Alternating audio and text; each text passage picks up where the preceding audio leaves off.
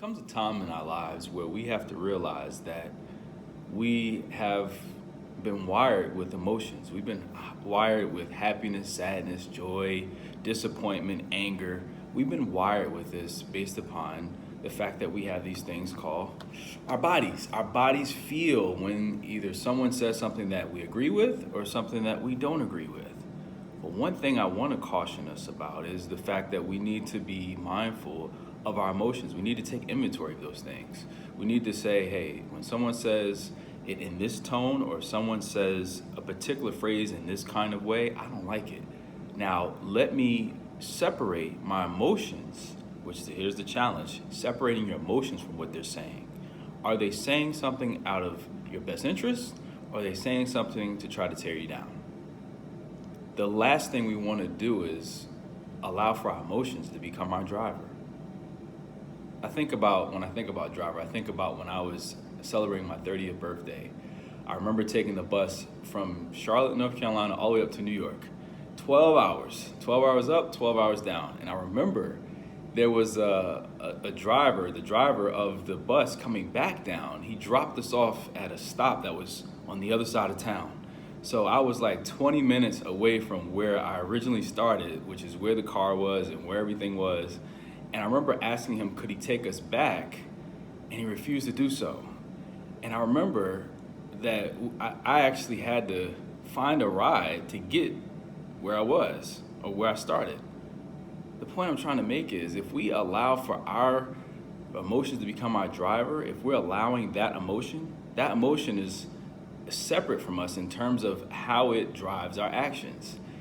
If we allow it to drive us, it can drive us off course. It can drive us to something else, to making rash decisions, to saying things that we could ask for forgiveness for, but the person will never forget it.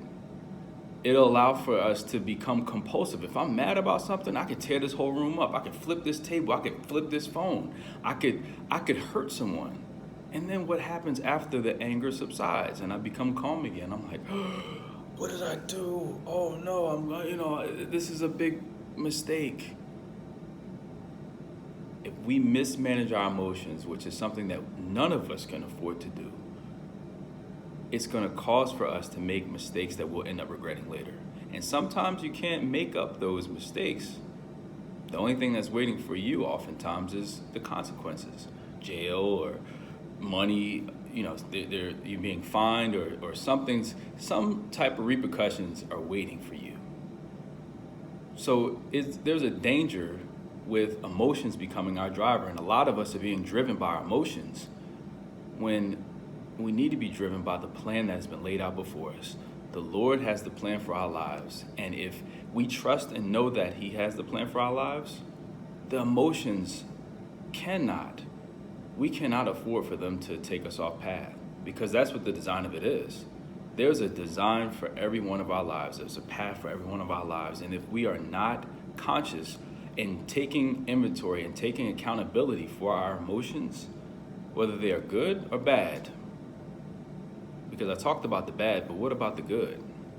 If it's good, something that may feel good to me may not be the best for me. I can eat cakes every single day, and what's the consequence going to be? I'm feeling so good. I just got a good promotion, or hey, I got a bonus at my job. Let's go out and eat, and I'm just eating.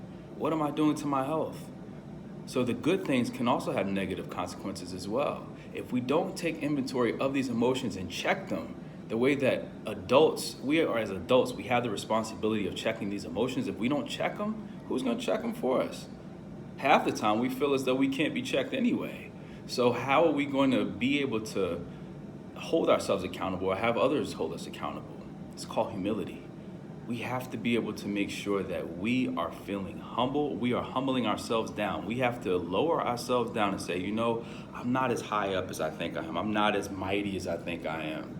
I have people around me that care and love me, and they're saying this out of love.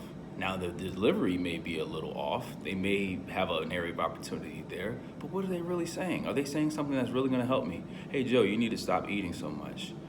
I don't like that. That offended me. So I don't I'm not hearing you because I'm hearing the emotion. My emotion is blocking me from hearing what you're really saying. You're saying, I care about you so much that I brought up this as a point to tell you that you need to stop eating so much.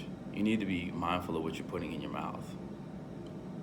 That difference of hearing what we want to hear or what our emotions is telling us to hear versus what's being said is the difference between us continuing down the path that is laid out before us or veering off to the right or to the left and having to find a ride to get back on the path that we're supposed to be on.